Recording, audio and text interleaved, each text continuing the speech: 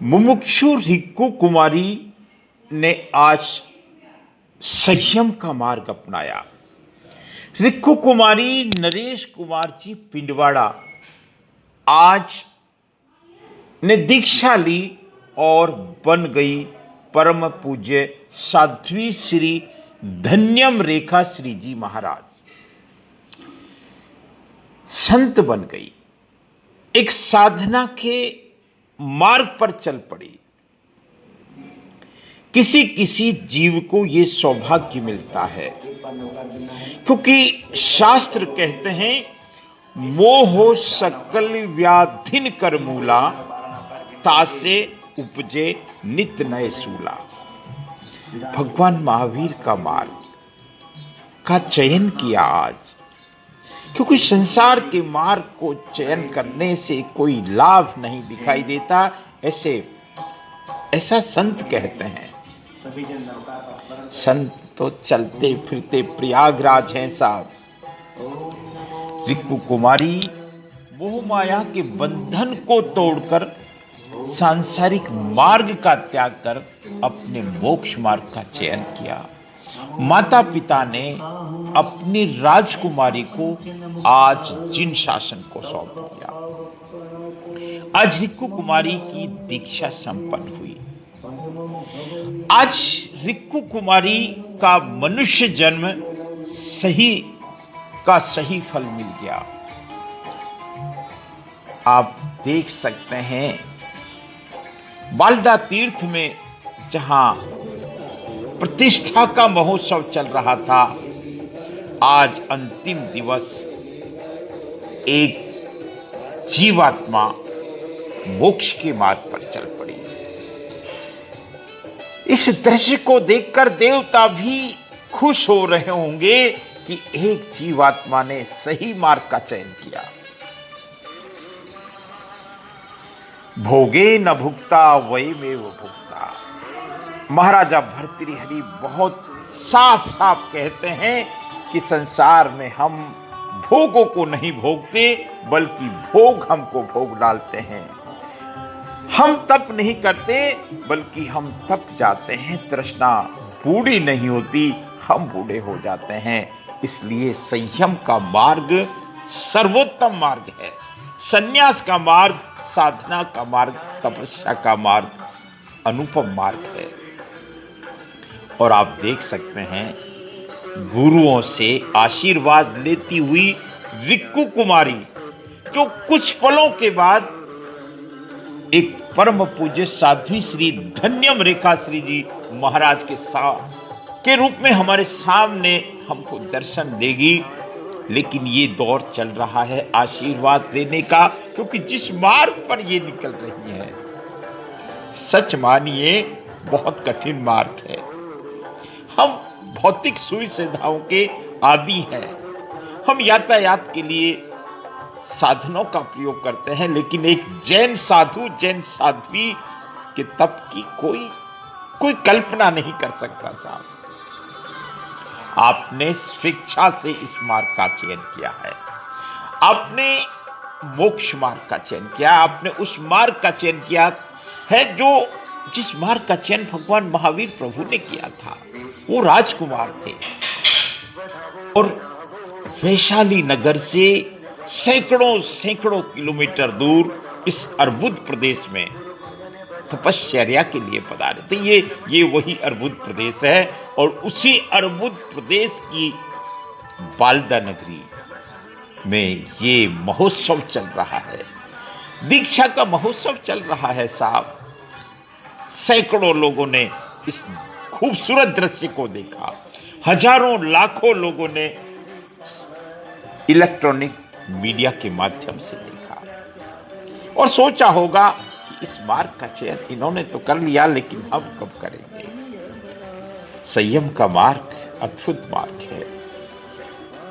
कोई भी धर्म हो, लेकिन संयम का जो धर्म है, तपस्या का धर्म है, साधना का धर्म है, आराधना का धर्म है, बड़ा अद्भुत धर्म है। आप देख सकते हैं एक विदाई, ये जिस मार्ग पर चल रही है साहब, छोटी बात नहीं है। आप देख सकते हैं एक एक परंपरा होती है, क्योंकि मोह की बेड़ियों को काटना असंभव है। लेकिन इस असंभव कार्य को रिक्कू कुमारी ने कर दिया साहब। अब इनके आनंद की कल्पना कीजिए, क्योंकि इनको आत्मज्ञान हुआ। ये इन्होंने अब तक जैसे ग्रेजुएशन किया, परिवार के साथ रही, माता पिता के साथ रही, रिश्ते बांधुओं के साथ रही। आप देख सकते हैं जैसे ही इनको आशीर्वाद मिला। आइएगा और पिंडवाड़ा में 111 दीक्षा हो चुकी है और ऐसे आइएगा हमें ओ गोले में तरिया अमीर भवसागर है बढ़िया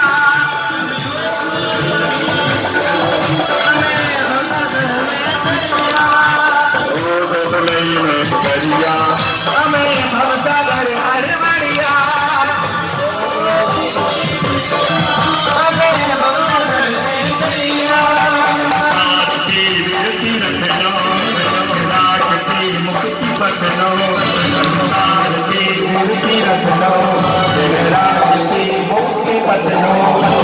बाहर से तुम्हारो आधार से एक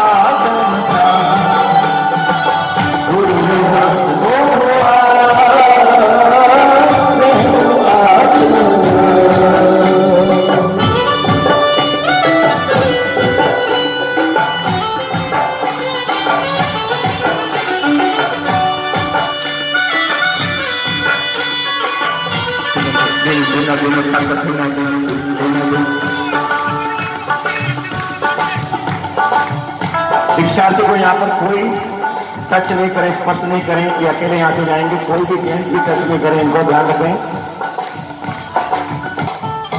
उत्सव विभाग।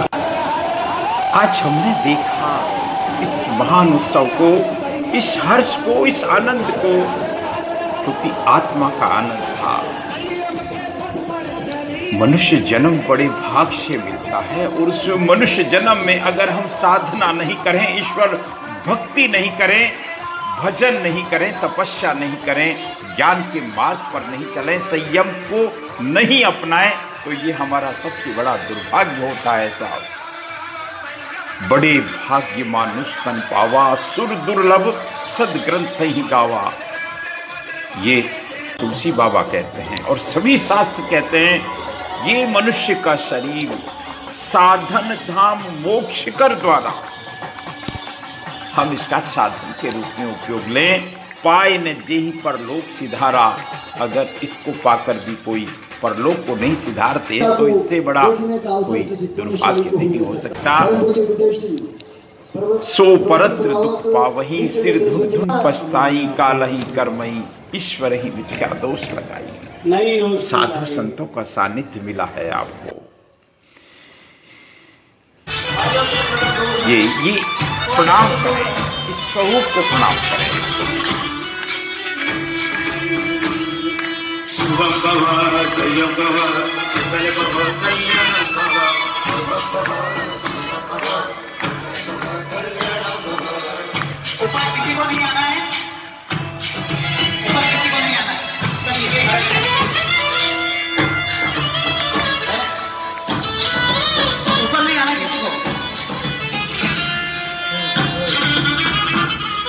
शुभम करोति कल्याणम, शुभम करोति कल्याणम, शुभम करोति कल्याणम, शुभम करोति कल्याणम।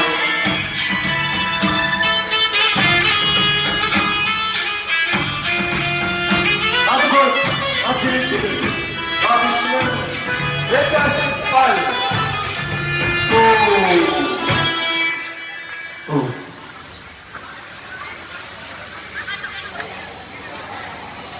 सभी मानव भाव से निरूपण विराजे हैं।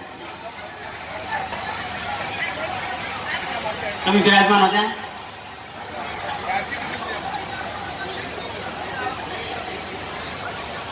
शांति से सभी विराजे हैं। समय गयम महाप्रमाण, समय केवल गति से बदले।